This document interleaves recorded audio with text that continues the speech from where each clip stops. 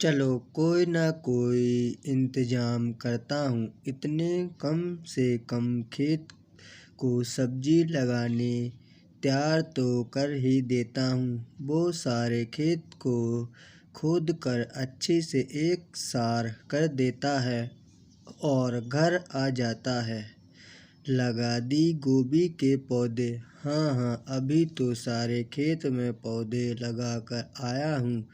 देखना 2-4 दिन से सभी पौधे हरे भरे दिखाई देने लगेंगे। बहुत ही अच्छे पौधे मिल गए थे। चलो भगवान से प्रार्थना करती हूँ इस बार खेती बहुत अच्छी हो।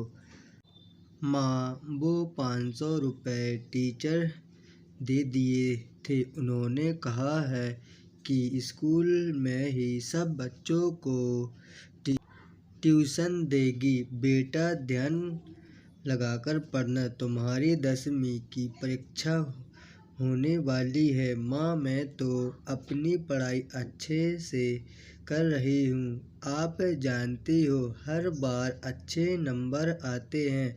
माँ, इस बार जब मेरे अच्छे नंबर आएंगे तुम मुझे मेरे पसंद का सूट दिलवा देना।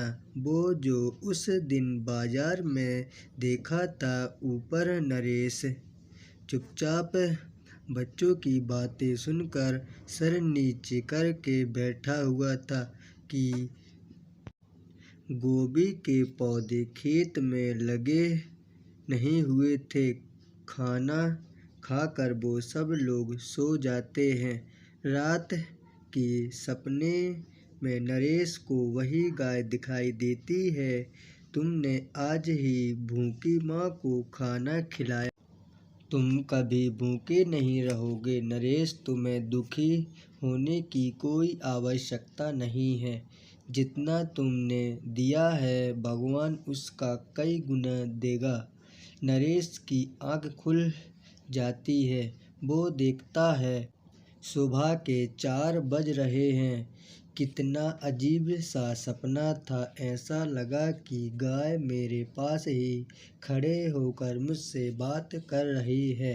कई गुना तो पता नहीं, लेकिन आज कहीं न कहीं से पैसा का इंतजाम करके गोभी के पौधे लाने ही होंगे, वरना माला को पता चल जाएगा। घर में कलेश रुकेगा नहीं। सुबह बच्चों को स्कूल जाने के बाद नरेश जैसे घर से निकलने लगा, उसके पड़ोस में रहने वाला रामू आता है। नरेश, चल हम दोनों साथ चलते हैं। बाजार से पौधे लेकर खेतों में लगा देते हैं। मैंने भी सोच लिया गोभी की फसल ही लगाऊंगे।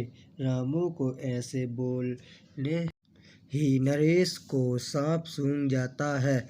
वो माला की तरफ देखता है। माला हैरानी से नरेश की तरफ देखती है। रामू भैया, इन्होंने तो कल ही पौधे लगा दिए थे खेत में। हाँ, मैंने तो कल ही लगा दिए थे। इशारे से नरेश रामू को चुप रहने के लिए बोलता है। रामू को तो कोई समझ नहीं आ रहा था, चुपचाप बाहर चला जाता है। रामू भैया क्या कह रहे थे? अरे कुछ नहीं, बस मैं खेतों की तरफ जा रहा हूँ। वो बाहर आ जाता है, फिर रामू को सारी बात बता देता है।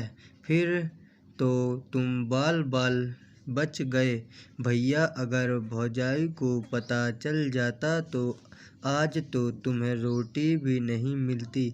फिर रामू पौधे लेने चला जाता है। नरेश के पास पैसे नहीं थे तो वो खेतों की तरफ निकल जाता है और खेतों के जाकर वो देखकर हैरान हो जाता है। उसके सारे खेत में गोभी के पौधे लगे हुए थे, जो अच्छी खासी लहरा रही थी। कोई सपना तो नहीं देख रहा हूँ, मेरा खेत तो खाली था।